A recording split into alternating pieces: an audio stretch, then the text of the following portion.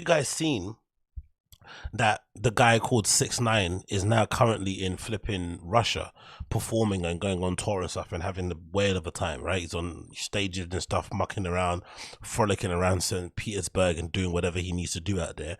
And it made me think, considering all the issues that he has for his safety, especially in North America, or especially in the places that he's kind of had beef with other rappers in terms of Chicago, Atlanta, maybe LA, why doesn't he just permanently move and relocate to Europe anyway? Or even live in a place like Moscow, or live somewhere like in Central Europe, or whatever it may be, or maybe somewhere nicer like Spain or Italy or France. Because I always thought someone like 6ix9ine will have a pretty decent following in Europe anyway, because of the kind of music it makes. Because there's a lot of people um in continental Europe who kind of make the similar sort of like trap, that speed trap sort of like horrible sounding music that he does, right? The person I can think of straight away is this Italian rapper. I think he might be from Naples or Napoli. He's called Paki, funnily enough, right? And it's Pakky, right? Hey, big up. We got a donation there from James Bicone for $3. You are a legend. Thank you so much. I appreciate it, my G. So there's this guy called Paki who's quite similar in terms of his sound and his kind of approach. So I'm wondering why 6ix9ine doesn't just do the same thing and just relocate. He would have loads of people to collaborate with. His safety wouldn't really be in question because no one who's really part of that case that he snitched on, or the people, the rappers that he kind of gets out, or the dead rappers he gets out, no one really is connected to them in Europe. So you'll be perfectly okay and just kind of live your best life.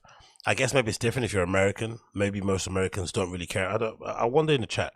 Can you let me know in the chat if you're American?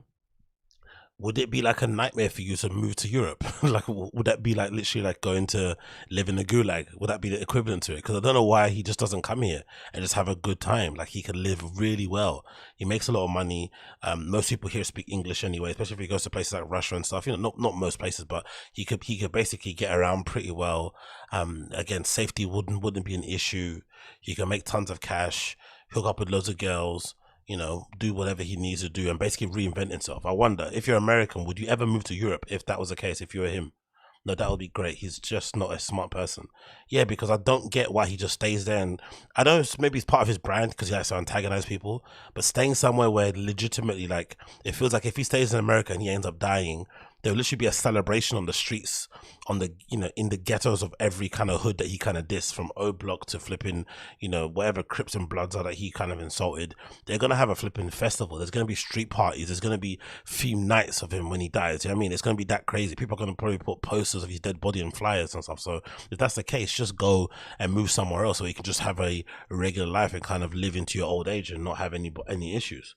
But I think, I have a feeling, you know, he's probably tied, super tied to America. But anyway, the reason why I bring it up is because of this video that I thought was incredible. So what people saying here, as an American, I wouldn't have an issue moving to EU.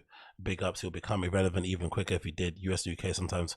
Yeah, that's a really good point in it. 187 Previn. If he does move to Europe, he would be pretty much invisible to the American audience, because you American guys, you don't give a F about us European actors at all, unless you're really big. No one really cares about us.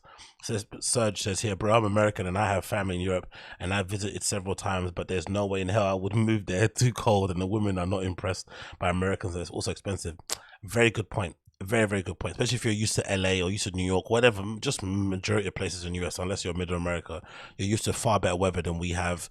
Probably the food as well. I hear a lot of Americans complaining about the food in the UK. You guys don't like our food here at all, which is funny because when I went to the America last, which was New York in like 2008 or 7, the first thing I remember that I didn't like was the bread.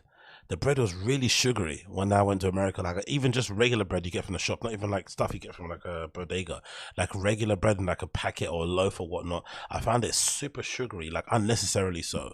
And I didn't really like the chocolate. I thought the chocolate tasted incredibly artificial compared to what we have here. But in general, Americans tend to hate European food. Every artist I follow online who comes to Europe, the first thing they complain about is the food. Famously, obviously, being Tyler the Creator, he'd come in and just like be struggling to eat a good meal because he's so used to a certain type of food over there. Do you know what I mean? So maybe that's the case, but I don't know. if I'm forget all that food stuff, I just think in terms of safety, in terms of being alive and being able to enjoy your riches and your money, why not just move somewhere you can be safe? But then, you know, I guess probably part of the reason why he's alive in the first place and he wants to live is this kind of whole push and pull of your life's at risk, your life's at risk, your life's at risk. So maybe that's the whole nature behind it. But anyway, the point why I bring it up was this. There's a clip of him in the middle of Russia, basically, you know, taking the piss out of the Brittany Griner situation, which is doesn't make any sense because I don't know what he has to do with it. But I guess, you know, 6ix9ine is always going to 6ix9ine in it. So this is him essentially saying F Brittany Griner, which is really, really strange. But anyway, let's hear it anyway.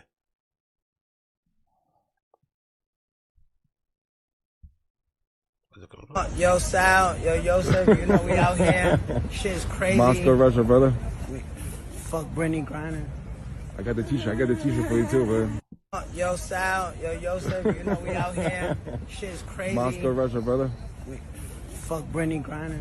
To be fair though, he didn't really say it with his chest. You know what I mean? He just said it really quietly. He kind of whispered it. And that's about it. But, you know, he didn't really say it with his whole chest.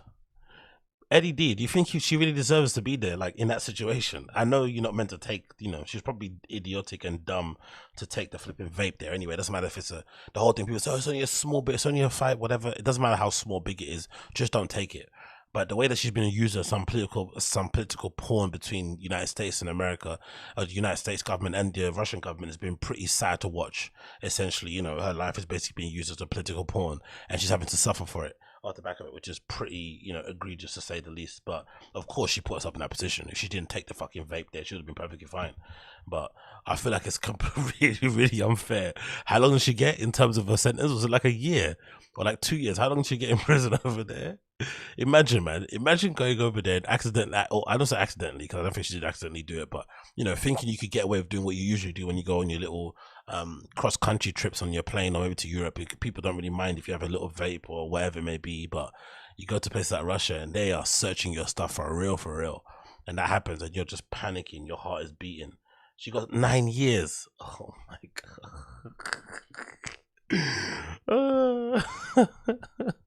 Look, man, it's harsh. But anyway, look, I could just continue. This is 6ix9ine, and he looks way more happier than I've seen him in a long time. This is him in Russia again, having a blast. Hope it load. Come on. All right. What the fuck are you wearing, dude? No, seriously. You're performing that, or is this a joke? No, I mean, You look. I'll be honest. I'll be honest with you. You look horrible. All the fans are gonna. Let's go. Bro, I'm gonna post a picture of this. no, wait, we were broke on this trip. We're balling on a budget. We were broke on this trip, but I'm saying all the fans are gonna leave, bro. They're gonna be like, this is Tekashi 6ix9ine. Look at my shoes. You're performing in this? Bro, it's the hotel slippers. All right. Don't get me wrong, don't enjoy the kid's music, but he literally looks a lot happier, and I don't understand why he just doesn't move here and have a good time. Just come here and have a good time. And look, clearly again, the show looks like it was packed out, loads of fans there enjoying themselves, him dancing, Steve will do it dancing.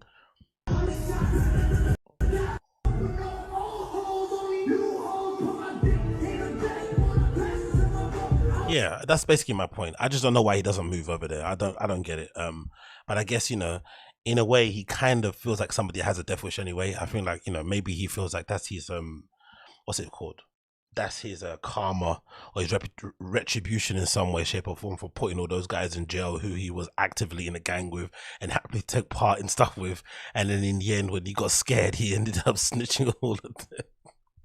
It's just brutal, isn't it? That's the thing that's actually brutal about it. Like, he was actually going on like he was Teflon. He was walking around the streets of New York and just at parts of America and just antagonizing people, like basically egging them on to try him so that he could get his, like, he was basically doing, you know, that thing that people do when they have like big older brothers or a brother that can fight. They're like, they want you to touch them and to push them or to say something bad to them so that they can get their brother on you, so that you can just go to town on you. Do you know what I mean? That's the real harsh part of it. The really harsh one, I think, I forgot who the kid is. I think it might be Kuda B, his name was. There was this kid in that group, right? In Treyway, right? That blood set that he basically paid to go and shoot at Chief Keef, if I'm not mistaken. I think it was Chief Keef when he came to New York. So he paid this kid money, hey, go shoot Chief Keef. I hate this guy. We're having beef. Go do the job for me. You know what gangs do. The guy goes to go do it. It's a drive-by. Obviously, he doesn't kill Chief Keef, but you know, shots are rang out and whatnot. The kid gets arrested, and then you know, when it comes down to the trial, 6ix9ine snitched on the whole kid, and he ends up doing, you know, more years than he would have probably done if 6ix9ine didn't snitch on him. But which is why I don't get the American judicial system. You can pay for a hit on somebody, but then if you cooperate, you still get time off. Like, what?